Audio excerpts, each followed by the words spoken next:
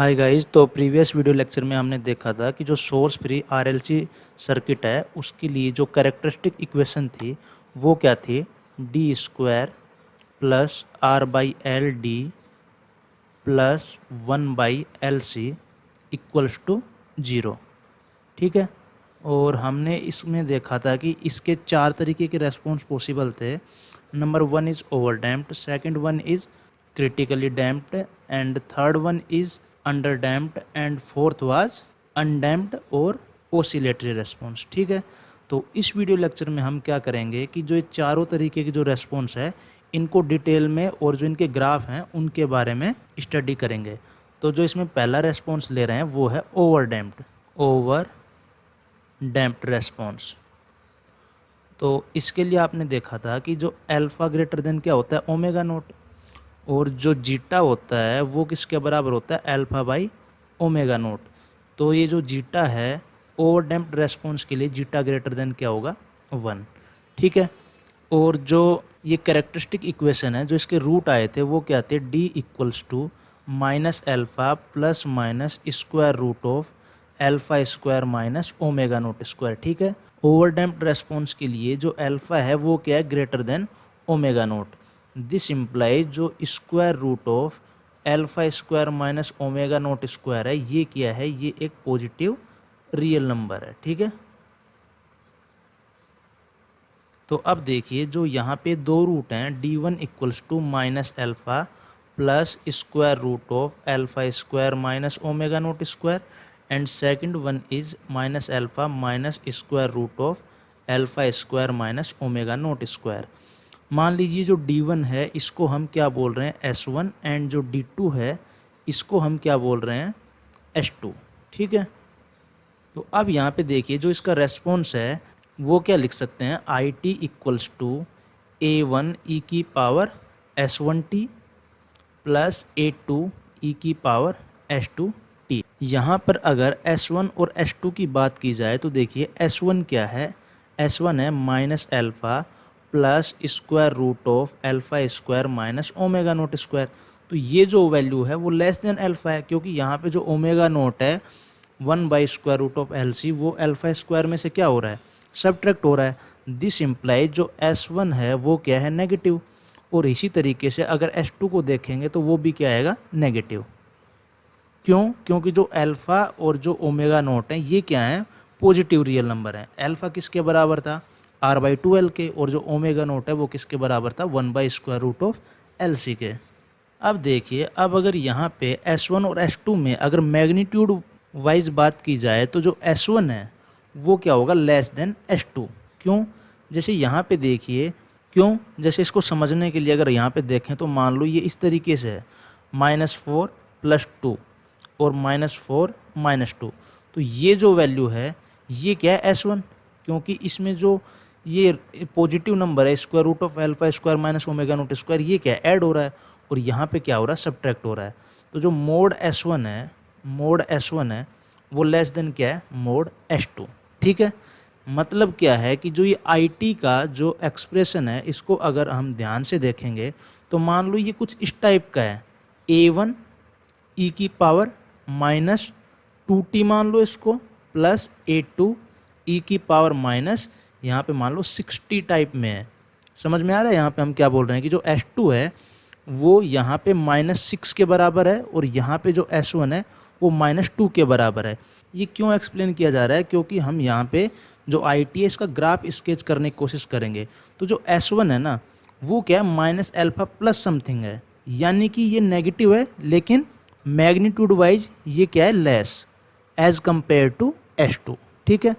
तो यहाँ पे अब इसका ग्राफ ड्रॉ करने की कोशिश करते हैं। अगर इतनी चीज़ आपको समझ में आ गई तो आप ग्राफ ड्रॉ करने में एबल होंगे। कैसे, देखिए यहाँ पे देखिए ग्राफ ड्रॉ करने के लिए हम एक अजम्पशन ले रहे हैं कि जो IT है वो t इक्वल्स टू 0 टाइम पे वो क्या है, 0।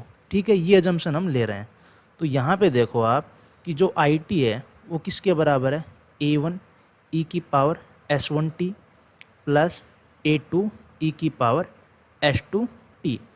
अब यहाँ पे देखो IT अगर t इक्वल्स टू 0 पे 0 है, this implies A1 plus A2 क्या होगा, 0 होगा। यानी कि जो A2 है उसकी वैल्यू किसके इक्वल है, -a1 के। तो यहाँ पे अगर ये वैल्यू सब्सटीट्यूट करें तो आई टी किसके बराबर आएगा, आई टी आएगा a1 e की power s1t plus a2 e की power s2t equals to a1 e की पावर s1t माइनस e की पावर s2t। ठीक है, तो यहाँ पे हम क्या करेंगे, अगर इसका ग्राफ प्लॉट कर लें e की पावर s1t माइनस e की पावर s2t का अगर ग्राफ प्लॉट करें तो a1 तो क्या है, एक स्केलिंग फैक्टर है। अगर मान लो इसको 2 से मल्टीप्लाई कर रहे हैं तो ग्राफ की जो ऑल वैल्यूज़ हैं वो 2 से क्या हो जाएंगी, स्केल हो जाएंगी। a1 तो एक रियल नंबर है ना, इसलिए हम ग्राफ किसका ड्रॉ करेंगे, e की पावर s1t माइनस e की पावर s2t का। तो यहाँ पे देखिए e की पावर s1t का जो ग्राफ है वो क्या होगा, तो उसी को समझने के लिए जो ऊपर एक्सप्लेन किया था वो चीज़ें हैं। देखिए यहाँ पे ये जो ग्राफ प्लॉट कर रहे हैं ऊपर, ये e की पावर s1t का है। तो देखिए t इक्वल्स टू 0 पर जो ये वैल्यू है वो कितनी होगी, 1। ठीक है, और ये क्या है, एक्चुअल में जो s1 है वो क्या, नेगेटिव। तो जो ग्राफ होगा एक्सपोनेंशियली क्या करेगा, डिके करेगा। तो ये यहाँ पे क्या करेगा, डिके।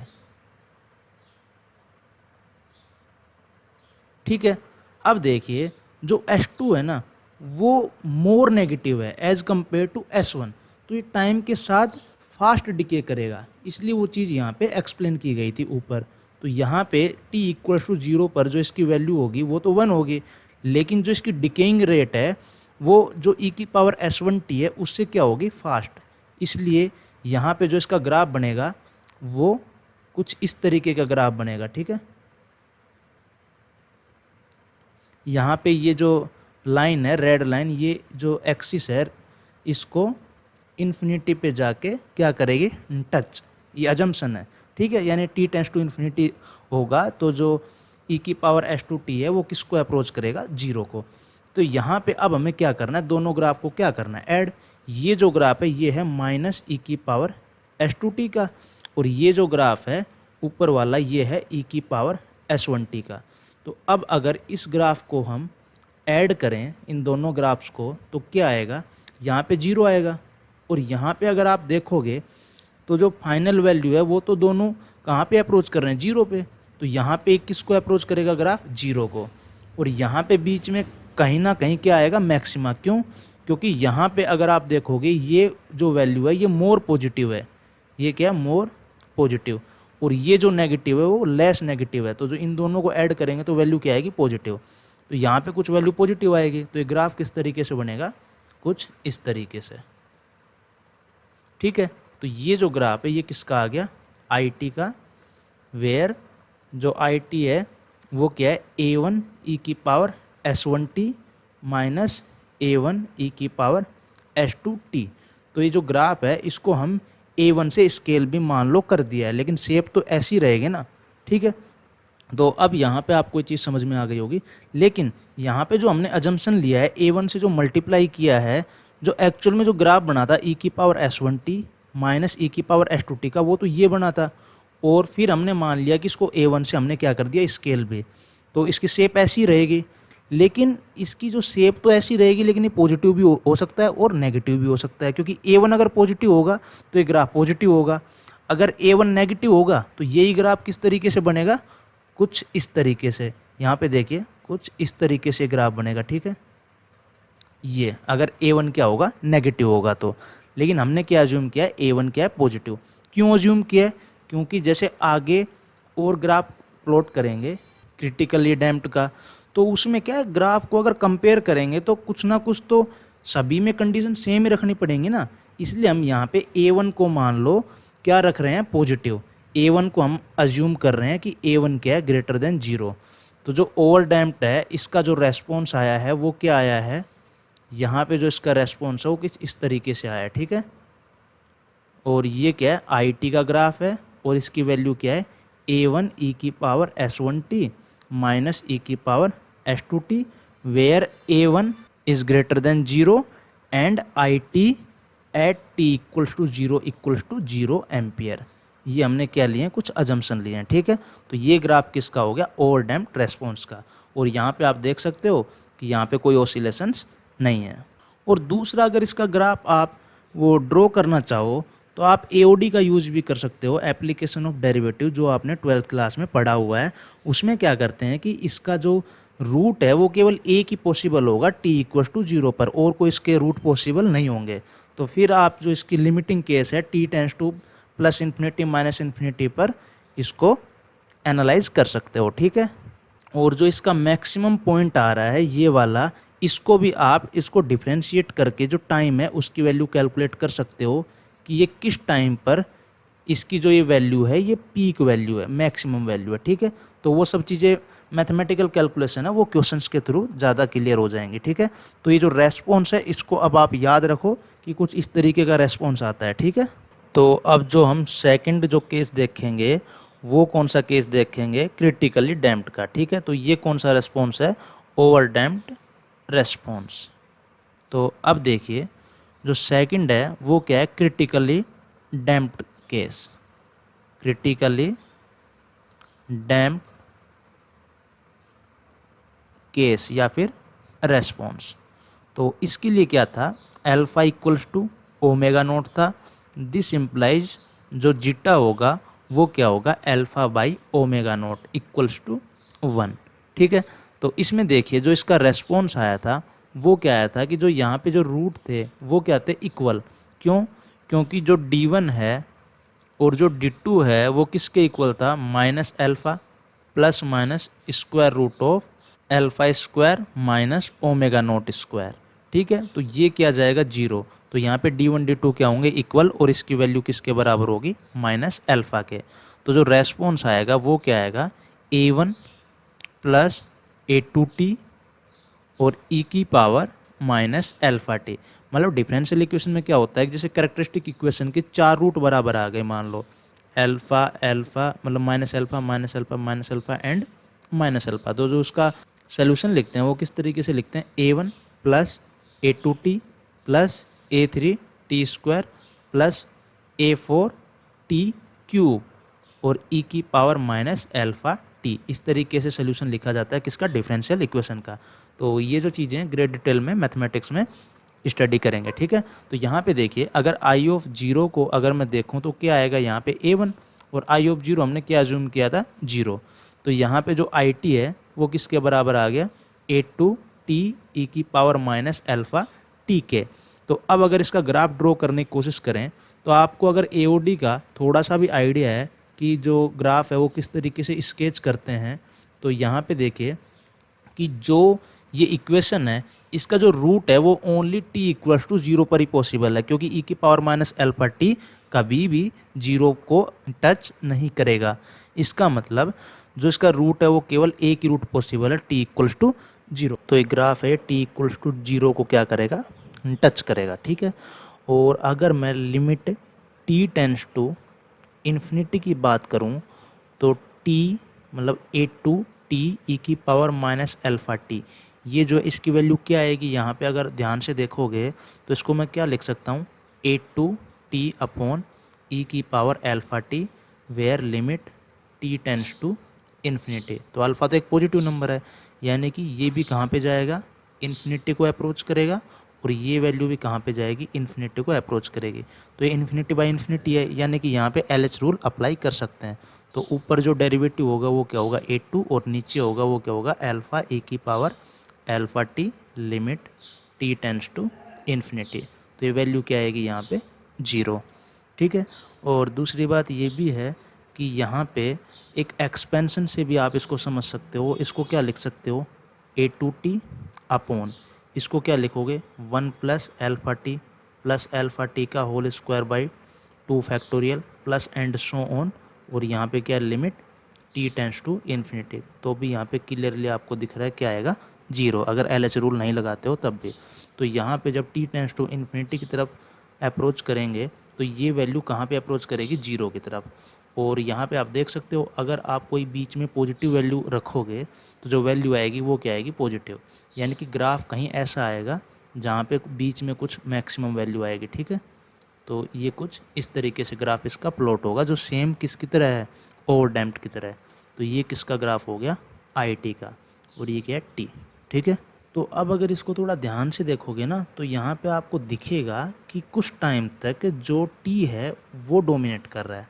ये जो ग्राफ है इसको ध्यान से देखोगे तो लीनियर है। देखो ये जो ग्राफ हो क्या है, लीनियर। तो कुछ टाइम तक जब टाइम की वैल्यू कम होगी उस टाइम तक जो ये फैक्टर है टी वो क्या कर रहा है, डोमिनेट कर रहा है। ठीक है, ये ग्राफ क्या लीनियर। और आगे जाके कौन डोमिनेट कर रहा है, ई की पावर माइनस एल्फा टी। तो इसको ऐसे भी एक्सप्लेन कर सकते हैं। तो ये कौन सा रेस्पॉन्स है, क्रिटिकली डैम्प्ड रेस्पॉन्स।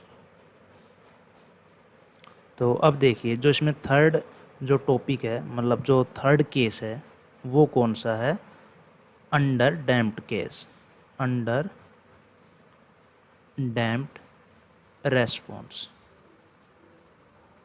तो यहाँ पर जो करेक्टरिस्टिक जो रूट आए थे वो क्या थे, minus alpha plus minus J square root of omega naught square minus alpha square. ठीक है, और इसको हम क्या बोलते हैं, इसको बोलते हैं डैम्प्ड फ्रीक्वेंसी। ठीक है, क्योंकि यहाँ पे डैम्पिंग के साथ ये वैल्यू साइनोसाइडल जो फंक्शन है उसमें अपीयर होगी। अभी देखना कैसे।